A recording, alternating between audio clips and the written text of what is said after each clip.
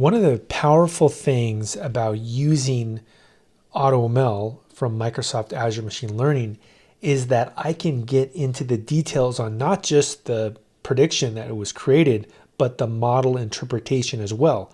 So what is it that's building out these particular predictions?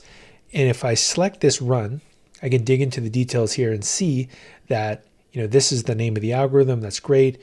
And if I select the algorithm, there's a section called explanations. And under explanations, it shows me which features were used to build up the prediction.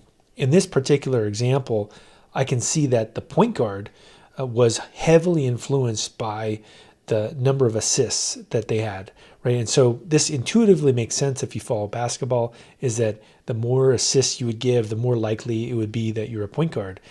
Also, if you look at offensive rebounds or ORB, this is heavily influencing the center in this particular prediction.